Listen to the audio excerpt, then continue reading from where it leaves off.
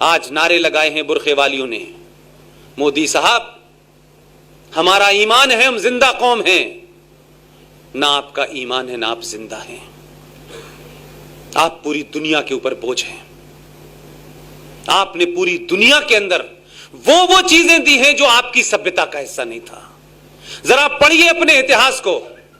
ये रेप शब्द, ये बलात्कार शब्द सनातन की संस्कृति का हिस्सा ही नहीं था।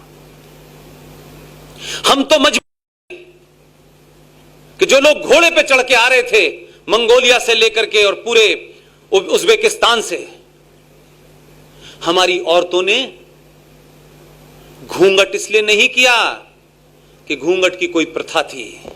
तुम्हारी वैशी आंखों से बचने के लिए हिंदू औरतों ने घूंघट रखना शुरू कर दिया। तुम हमको बताते हो कि हम कौन लोग हैं। तुम उस घूंघट का मजाक उड़ाते हो और कुछ तथाकथित इस देश में नियो लिबरल पैदा हो गए हैं।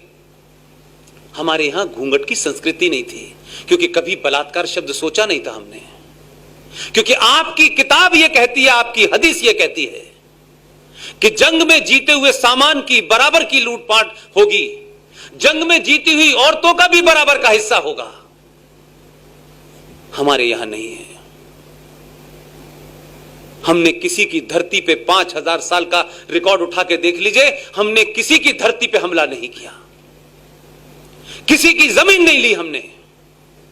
हम जाने अनजाने भले ही सनातन ना हो, हम भूल गए हो, शायद वो बोध ना रहा हो, लेकिन हमारे सेल्फ कॉन्शियस में कहीं वो जिंदा है। आपने तो हमारा एक फौजी पकड़ लिया था, एक को बेईमानी से पकड़ा हुआ है, वो जिसको पूरा देश देखा, अभिनंदन।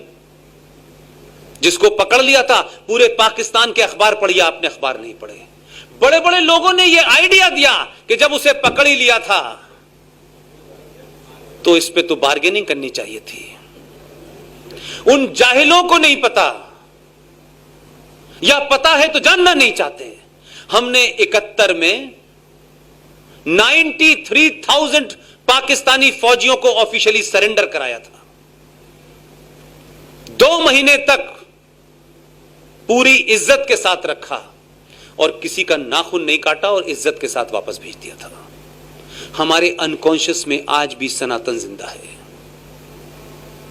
और तुम कहते हो कि हमारी किताब यह कहती है कि किसी एक आदमी का कत्ल पूरी इंसानियत का कत्ल है। कितना प्यारा विज्ञापन का स्लोगन है ये। एक फौजी भारत का जो भारत के लिए लड़ रहा था, पाकिस्तान का फौजी भी पाकिस्तान के लिए लड़ता है, उससे कोई इंडिविजुअल झगड़ा नहीं होता किसी का। वो गलती से रह गया, उसने बहुत मिन्नतें की। मेरे बुजुर्ग बाप हैं, तुम यातना दे सकते हो मुझे, लेकिन मेरे साथ ऐसा मत करो। उस जिंदा फौजी की आंखें निकाल ली, गुर्दे निकाल लिए, उसके शरीर का हर अंग निकाल लिया और भारत को टेलीफोन करके डीजीएमओ को कहा कि आपका एक फौजी हमारे यहां, उसे ले जाइए। उस फौजी का नाम था सौरभ कालिया, जिसके फादर ढंग से बोल नहीं पाते, अपना मेंटल बैलेंस खो बैठे। तुम बताते हो इस्लाम की शिक्षा। हमने तो उस दौर में हम कुछ भी कर देते तो कुछ नहीं होता। हमारा आज भी चरित्र वही है और तुम्हारा चरित्र वो है जो 1400 साल पहले तुमने मोहम्मद के दामाद को मारा था, धोखे से मारा था, सजदे में मारा था। तुम्हारा कोई ईमान नहीं है। तुम दुनिया के अंदर इसको बस सूरत करने आए हो। कई सारे कंफ्यूजन है। इस्लामिक आर्किटेक्चर, पूरे इतिहास में ये इस्लामिक आर्किटेक्चर नाम की कोई चीज ही नहीं है। कहां है इस्लामिक आर्किटेक्चर? कहां है मुझे बताएं पूरी दुनिया में। लेकिन हमारे बहुत सारे लोग, नए नए ज्ञानी जो हैं, वो कहते हैं इस्लामिक आर्किटेक्चर है ये। कौन? लाल किला, कुतुब मीनार, ताजमहल किसने बनाया? क्योंकि आपके यहां नरेटिव गलत क्रिएट किया गया ताकि आपको अपनी संस्कृति का बोध ना हो और आप ऐसे ही रहें जैसे 70 साल में थे और अगले 70 साल के बाद आप इस लायक भी नहीं होते। ये तो ऊपर वाले का और गुजरातियों का धन्यवाद करो कि 1947 की गलती का प्रायश्चित जल्दी कर लिया इन्होंने। नहीं तो 1947 में जैसे लोग ये भेज रहे थे तो सत्यानाश ही हो जाता। एक गाल पे दे दो तो दूसरा गाल खोल दो और ये कर दो और वो कर दो। ये तो धन्यवाद देना चाहिए गुजरातियों को, पूरे देश का ऋणी होना चाहिए। मैं तो ओपनली कहता हूं, मैं तो उत्तर प्रदेश का रहने वाला हूं, कि गुजरातियों ने 1947 का प्रायश्चित जल्दी करा और दो भेजे। कहा कि एक गलती रास्ते पे जाए तो तुम उतरने मत देना। और जो रौब और जो स्टाइल नजर आ रही है लोकसभा में, लगता है कि बात हड़का देता होगा अकेले में। जो मैं कर रहा हूं मुझे करने दो। इतने लंबे समय के बाद पार्लियामेंट के अंदर इसको हिंदू मुस्लिम से छोड़ दें आप थोड़ी देर के लिए, माइनॉरिटी मेजॉरिटी में भी छोड़ दें आप, क्या आपको इस बात का कहीं कोई गर्व होता है, कोई हल्का सा भी एक एहसास होता है कि आज इस देश में 10 से 15 लोग, मैं कल आपके शहर में ही था, उसी समय पे जब मैं स्पीच दे रहा था मेरे साथी सुशील पंडित लखनऊ में बोल रहे थे, RSN सिंह कहीं और बोल रहे थे। हम में से किसी का सरकार के साथ डायरेक्टली इनडायरेक्टली कोई संबंध नहीं है। कोई वजह तो होगी कि कुछ लोग अपने आप देश में कुछ करने निकले हैं। कोई वजह है कि रात के 10 बजे आप जैसा समाज मुझे सुन रहा है।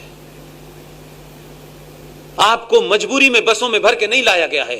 यह कोई रैली नहीं हो रही है राहुल गांधी की कि बस में चलो। और जब बस के बाद इंटरव्यू पूछो तो बोले हमें पता नहीं हम क्यों आए हैं, हम तो यहां घूमने आए थे। इस पागल की कोई रैली में आता है? वो तो ये कह रहे हैं टेलीविजन पे, हमें क्या पता है कहां की रैली। हम तो मैं ये कह रहा हूं कि ये आपकी पहली स्टेज है। इस भारतीय समाज के जागृत होने की पहली निशानी है कि पूरा देश इस वक्त इतिहास को जानना चाहता है। और पहली निशानी सबसे डिफिकल्ट होती है, पहली स्टेज पे ज्यादा मेहनत करनी पड़ती है। लिहाजा हमारा कोई निजी स्वार्थ नहीं है, हमारा कोई निजी एजेंडा नहीं है।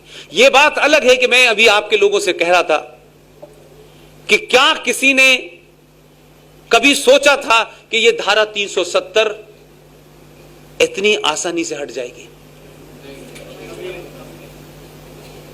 और कमाल यह है कि जब हटी है, क्योंकि हमें एक बात बताई गई कि ये जो नाथूराम गॉडसे के लोग हैं, ये देखिए देश के संविधान को बदलना चाहते हैं, इनकी कभी मेजॉरिटी नहीं होगी। आपके आदमी को बड़ा करिश्मा आता है।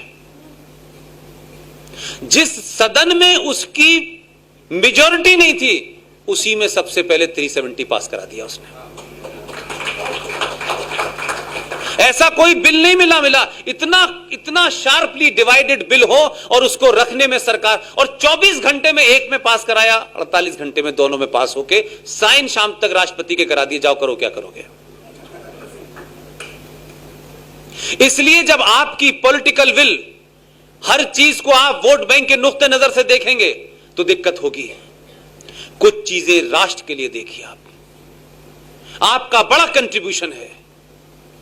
देश माने न माने, जो हम 15-20 लोग हैं उसको पूरी ईमानदारी से कहते हैं। इसी समाज के लोग पूरी दुनिया में फैले हुए हैं। मैं आपको बात इसलिए कह रहा हूं कि मैं भी एक जगह इस्तीफा देके आया हूं, लेकिन रात के 2-2 बजे तक, 4-4 बजे तक किसी महिला की उम्र 80 साल है, कोई 42 साल की है, कोई 90 साल के कैलिफोर्निया में रह रहे हैं, बात करते करते आधे घंटे तक रोते रहते हैं और मुझे सुनना पड़ता है।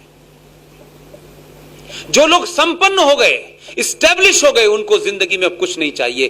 क्या वजह है कि जिंदगी के इस मोड़ पे उनके अंदर राष्ट्रवाद और सनातन की इतनी भूख है कि 2 बजे मुझे फोन करके मेरे साथ रो रहे हैं। कोई वजह होगी, कोई कॉर्ड जो है, जो हजारों साल से वो चुप थे, दादा परदादा के डर में, नौकरी के डर में, अपने अपने बिजनेस के डर में, आज वो सब कुछ खोने के लिए तैयार हैं, लेकिन राष्ट्र चाहते हैं। यह आसान काम नहीं होता।